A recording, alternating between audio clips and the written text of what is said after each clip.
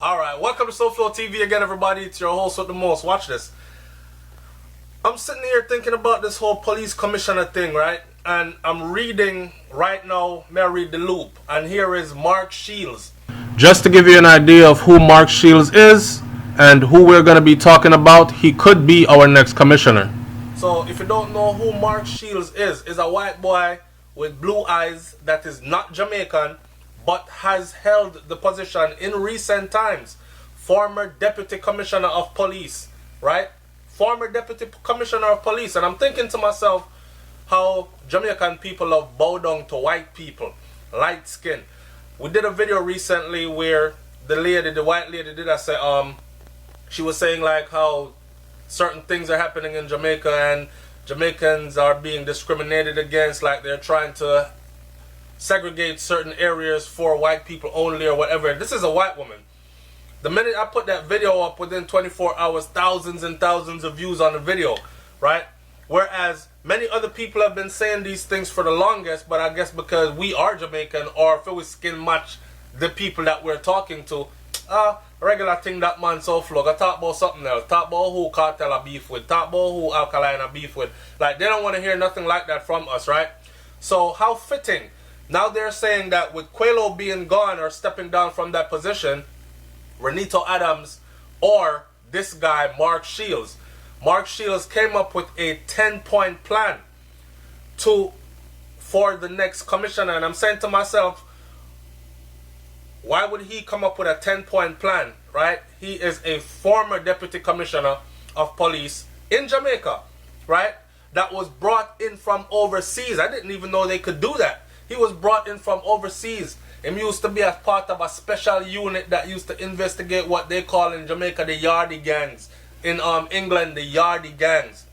Here is where the discrepancies come in now. So I'm telling you right now that, see, it helps to read a lot. I'm telling you right now that with this man still in a position of power in Jamaica, there is no way they're going to put Renito Adams in there. Because I'm going to read a little something to you. Here is his file. I pull him file, right? So I'm going to skim through some things. Mark Shields, born in 1957, is a British law enforcement officer and security consultant. He began his career at an early age and he rose rapidly through the ranks. Nearly 3 decades of service with the Essex Police and Scotland Yard. And we are such England police in that, a different kettle of fish in Jamaica. You understand? No pun intended. In Jamaica when it comes to policing. Alright? The man has extensive policing background. He rose through the ranks. He got put into some special units. He also got sent to the third world countries of Eastern Europe. Right? To include Belgium and all these other places. Bakawal, wherever. Anyways, she's began his law enforcement career in 1976. And all these other things keep going. Despite that incident, okay, Shields later moved to the Metropolitan Police Services where he rose through the ranks as superintendent.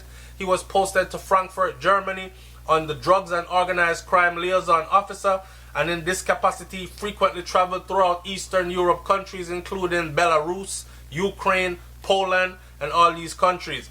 This is the resume this man had that led him to Jamaica to becoming this person. With a resume like this, he ended up in Jamaica at the request of becoming former deputy commissioner of, and he was at one point in recent times commissioner. Deputy commissioner. Here's the part that got me. Shields worked at Scotland Yard, also included investigation into Jamaican Yardie gangs, which work he began in 2001 as a member of the Yardie's Serious and Organized Crime Unit. Under the rubric of Operation Trident, he gained a reputation for expertise in the area and later began playing a more international role as a result. Shields first came to Jamaica at the request of Alan Brown of London's Metropolitan Police Services to aid in the investigation of Renito Adams. You see that?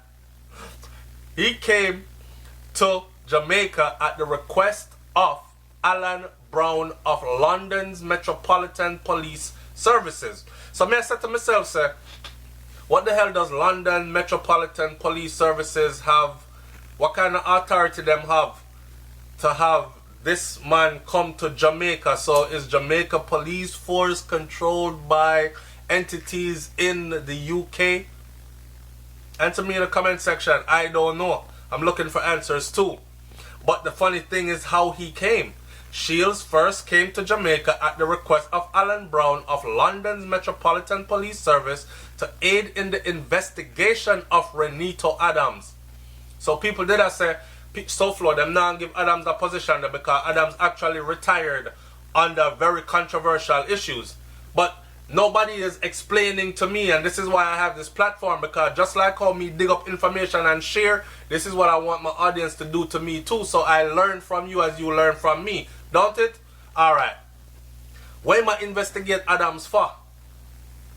Adams and 4 other policemen were charged with the May 7, 2003 murder of 4 civilians at Clarendon Parish. Shields was successful in breaking a wall of silence from the Jamaican police, persuading 4 officers to testify against their colleagues. So the 4 officers then basically testify against each other. Probably I'll testify against Adams, don't it? However, the prosecutor was unable to secure a conviction in an acquittal widely viewed as corruption by the Jamaican public. So there you have it. But let me tell you this.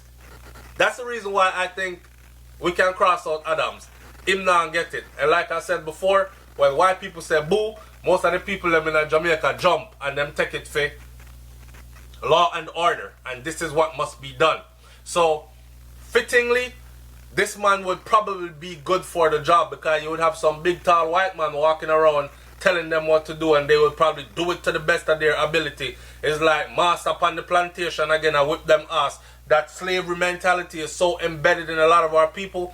I must say this though, right, that I do like his 10-point plan. And if put into place and worked effectively, these are things that SoFlo TV spoke about. I'm not going to read through them quickly because I want this video to be short.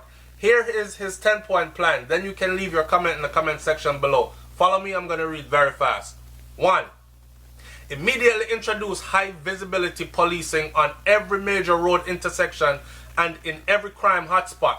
Make people feel safe by taking back the streets of Jamaica from the criminals and antisocial elements who can now break every law without any fear of being held accountable. Redeploy every able-bodied police officer who currently sits behind a desk and put them out in the high crime areas. Fill the administrative desk jobs with suitable qualified members of the civil service who do not require operational policing skills or the powers of a police officer. Make police managers lead by example and manage their staff. There is no place for desk-bound senior officers. They should be on the streets, providing visible leadership to their subordinates. If they are unwilling to lead from the front, the new commissioner must find real leaders who are prepared to take up the challenge. I like it. 2. The phrase zero tolerance has become a cliche, but it is still true. The new commissioner must ensure that every infraction is challenged and they're necessarily prosecuted. Every Jamaican and visitor to Jamaica must see that if you break the law, there will be swift and severe consequences. I like it. 3. Establish permanent police checkpoints, not temporary, permanent police checkpoints at strategic points on every major road leading into large towns and cities in Jamaica. Hear this. Equip them with CCTVs and an automatic license plate recognition called an ALPR system. Support this with well-trained teams conducting mobile stop and search checkpoints with officers with body cameras equipped to search for firearms and other contrabands.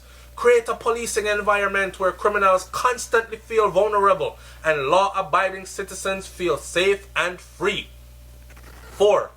Within the first month in office, interview every senior officer and make an assessment on whether they are fit for purpose or not. Make the tough decisions early. Focus on building a strong, trustworthy, and reliable top team. Send the message that police officers must either perform or leave. Any officer who cannot perform, is incompetent, is linked to corruption, or in any other way is not fit for purpose, should be rapidly retired in the public interest. 5. Immediately start the process of developing the strategic skills of 10 highly potential police officers. Form partnerships with police services in Canada, the United Kingdom, and the United States. Send these future leaders to 6-month secondments abroad. This will build up a strong pool of talented officers, any of whom could be the next commissioner, if them not run off when they reach over there. Anyway, maximize the use of technology. Rebuild the intelligence capacity of the JCF. Maximize the use of technology. Haven't we spoke about that? Rebuild the intelligence capacity of the JCF and focus on intelligence-led policing. Re-establish daily crime hotspot operational meetings chaired by a senior officer to drive the response to tackle any immediate crime threat. Use secure video conference facilities and don't make your senior officers waste thousands of hours traveling to and from meetings at the commissioner's office. Alright.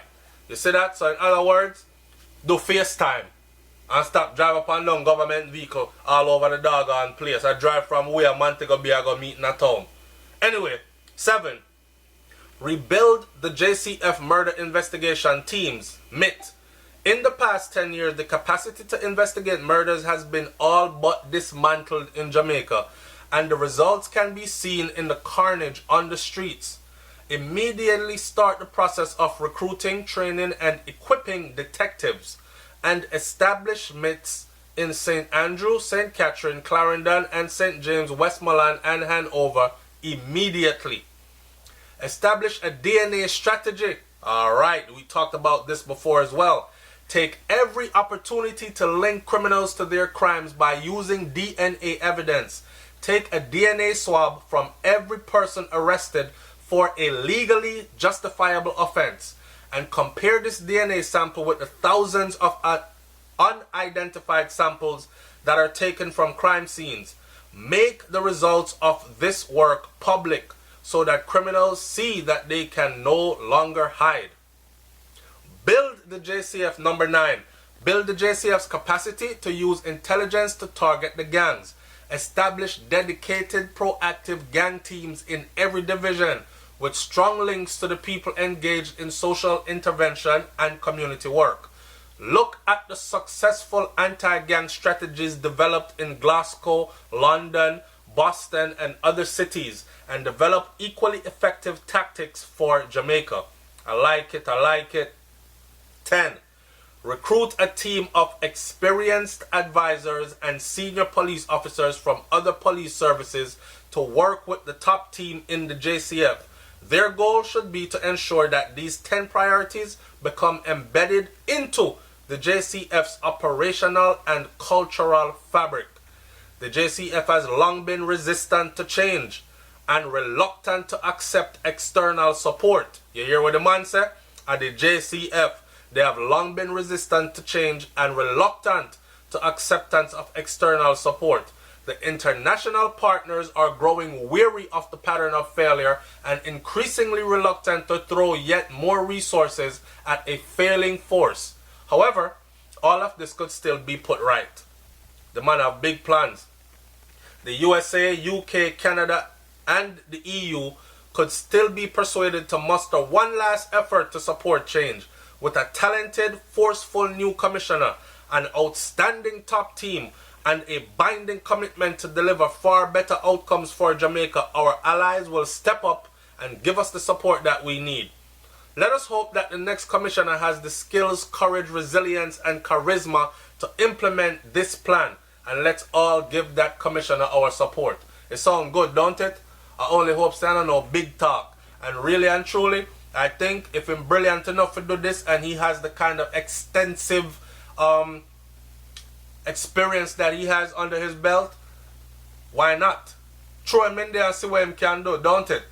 And like I said before, him skin white and him eye them blue, so you know a few people them stay already. When him say jump, them are going to say how high, right? And jump till him say stop. Watch and see how I saw. It's sad as hell, but it's true. I don't know, so I'm not bite no tongue over here, so I speak it just as how it is.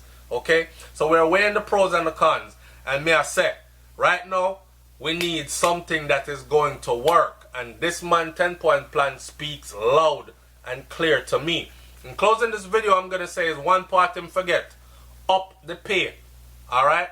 Make the pay. If Shaggy can raise $150 million in a one go, enough for the government of Jamaica for for 50 million night, and him still able to hand over 100 million in one check to one doggone hospital, which is run by government anyway. So him gonna pay back the people that were rob him. Hey, here's another 100 million for robbing me 50 million. But anyway, if Shaggy can do that and come up with that much money, there is money in Jamaica to be made, and somehow we can find the resources to implement all these things. The database for the DNA, the CCTVs, all that, the body cams, all that stuff. Plus, like he said, with the help of outside partners, it is very doable. It's SoFlo TV, man. Like, comment, share, subscribe. Leave your comment in the comment section below. Tell me what you think about that one, yeah. I'm out. Peace.